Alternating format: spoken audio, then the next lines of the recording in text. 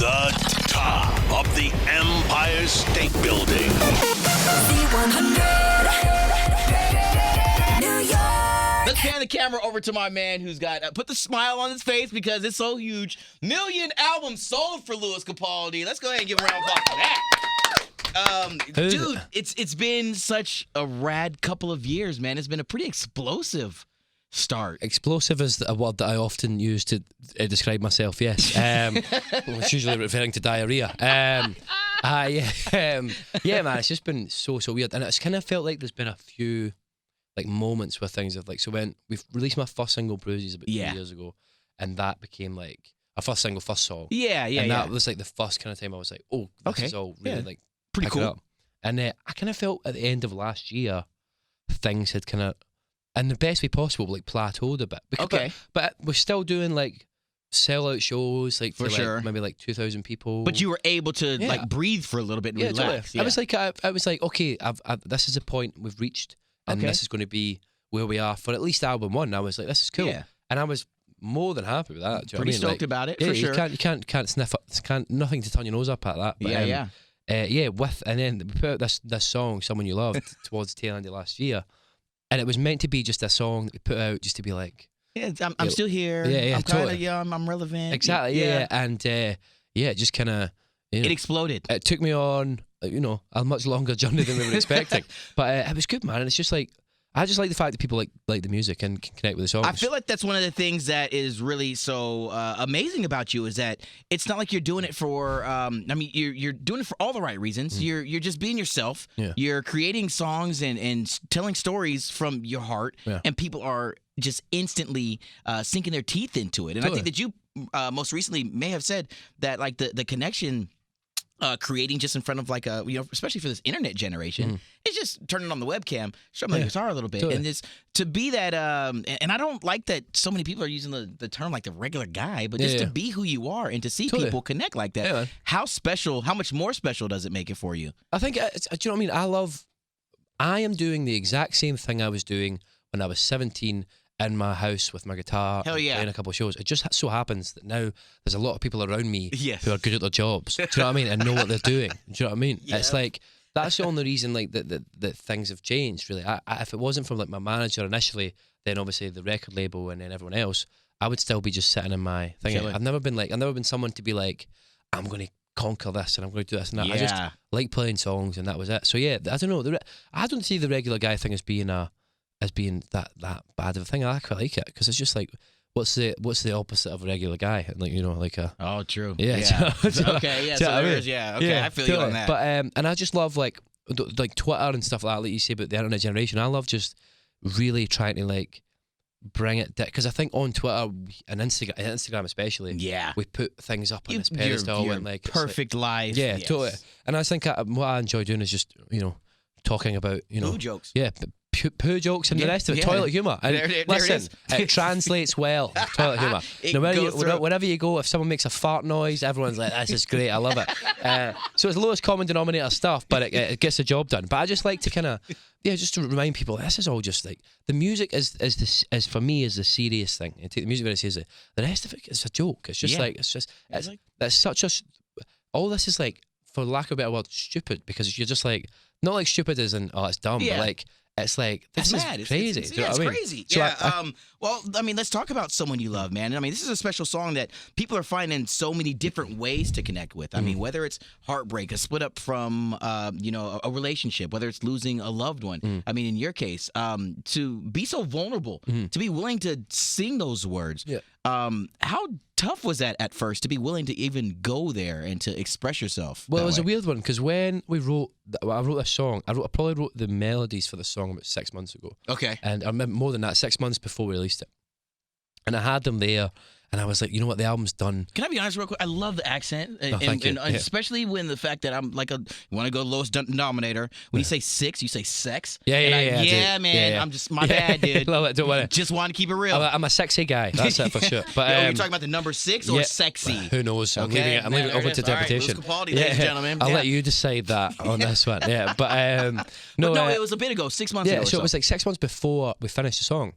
So I wrote those melodies in my house again back when I wrote all that stuff, and I was kind of what I found was I was sitting at the piano and I hated myself for 4 hours because I couldn't write something. And then like that last little 15 minutes, I got all these melodies, and even when I got them, I was like, these are great, but maybe I'll save them for the second album, because I didn't feel like I wanted to write about the same relationship that broke up 2 years ago that I'd just written a full album about. Do you know what I mean? But it wasn't until I took that into, I was in a session with a couple of friends of mine called TMS, who like producers, writers, and a guy called Roman, who I'm good friends with as well.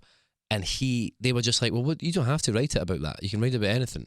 And I, over the course of like 2 years, people, for lack of a better word in my life, ceased to exist. They died. Do you know what I mean? But like, which is, I mean, life goes on. It's like, I understand. Yeah, I mean, not to get a chuckle out of it, but yeah. I know if you don't laugh, you'll cry. Yes. That's the thing. Oh, but, I love that. So yeah, here's where my life anymore. So like, and that's like through bereavement, through friends and stuff like that. But and I was just like, do you know what? I've never really wrote about that. I never really wrote about that feeling of loss on that level, rather than just, you broke my heart. I now understand. So I mean, to watch this, watch this connect like that, and to have so many people find their own way to. Well, that's the thing as well. When we wrote it, I was like, I wanted to keep this as broad as possible, because I wanted people to. I didn't want to make it about someone specifically like mentioning death or mentioning keep it light, you know what I mean? And a little bit. I was a bit like I wanted to like keep it as broad as possible and let people have that, because one of my favourite things when I was doing tours was people coming up and saying, this is a story that song resonates with me. And I thought, you know what, see if I keep this broad, we could make some serious money. No, I'm kidding. But I was like, take me around the world, ladies and gentlemen. I was like, I want people to, I want to leave it as open as possible, this song, for people to be able to come and tell me all these amazing stories and stuff like that. And that's what I'm saying, like, playing live is my favourite thing. Are you ready for playing live on this massive scale, bro? Because, I mean, listen, one of the first artists to ever sell out tours without an album being released. Then we got, the Late Show here in the States. Just last night, I stayed up past my bedtime to make sure I checked it out. I love it. Amazing freaking performance, Thank dude. you. Did you get to meet Miss Kravitz or what? I did not get to meet Miss Kravitz. No, that would have been tremendous. Big fan. She would have right swiped on you on Tinder, bro. Oh, wow. I don't know about that. She's definitely much more beautiful than I am, and more talented than I'll be.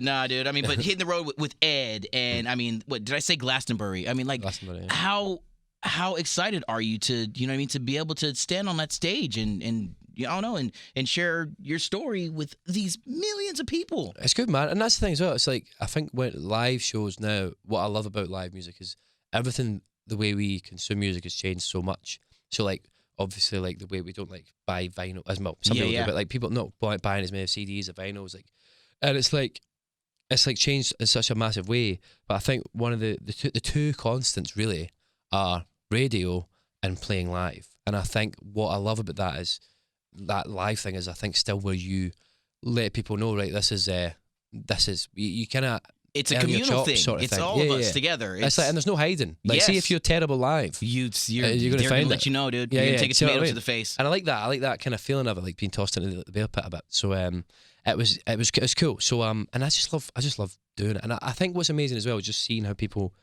in real time, you're seeing how people react to songs, and like festivals and these Ed supports.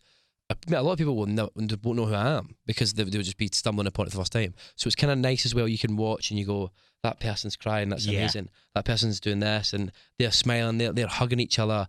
That person hasn't looked at me and with anything but contempt for the last so like, you can really I like how you can see people deciding they hate you on stage. I think that's great for you seeing them for who they are. But it's got to be rewarding too at the end of that show, at the end of that set, when you turn those people around. You really got them in the palm of your hand as new fans to your story. That's what I'm saying. Your music. Because I feel doing headline shows for me is still a bit of a weird thing. Because I've always been the support act. Like, even when I was younger, I would go into bars. I think the reason I've got a very loud voice when I sing, and I think the reason for that is you're in a bar full of all these people drinking. They don't care who you are. You gotta go hard. You have to be louder than everything else. Hell yeah, man. So like that feeling of winning people over is great. I mean, don't get me wrong. Sometimes you bomb completely, but that's now fine. Let's not think about those moments. Yeah, let's not think about those before we support NC. Jesus. Oh man. I want to I want to ask you, because I've been doing something really special with some of the new friends that I've met, and you being one of them, especially the amount of talent that you have with sharing your stories and telling those stories. And I came upon this notebook that I like to call my notes book. Okay. And as I get you out of here, man, this is where I get a collection of some of those favorite lyrics from some of those artists that I get the chance to sit down to. Nice. Whether they're lyrics that you've written or songs or lyrics that you've connected with because someone else has inspired you. I would love if you would just jot down your favorite lyrics in here, man, and maybe give us a quick little story about why those words connect. Is that cool? Yeah, absolutely. I'm gonna throw this for at sure. you. Nice one. There you go. Here's an ink pen. I like it. Yeah, what is that song that Lewis or that sentence that Lewis Capaldi just really was like, damn it, this is what is gonna make me this is why I want to be a musician, or I just love the story. That look, I got some names in there. Alessia Carr's in there, Fletcher's in there, dude. Yeah, I'm the least relevant person in this book. That's great. Not at all, dude. You should have skipped over all these before I went through them. This is Halsey's in here. Yeah, God, Halsey's in there. Yeah. Halsey was the last one. It was me. Yeah, dude. Yeah, so don't suck. I fall from grace. But yeah, what are those lyrics, or what's that song maybe that you wrote down that you're like, this is one that really feels extra special to me? Probably a Bob Dylan lyric that's probably in there. Like, oh wow, everything Bob Dylan writes, I think is incredible. Oh my God. Yeah, the pressure's on. Yeah, the pressure is on. I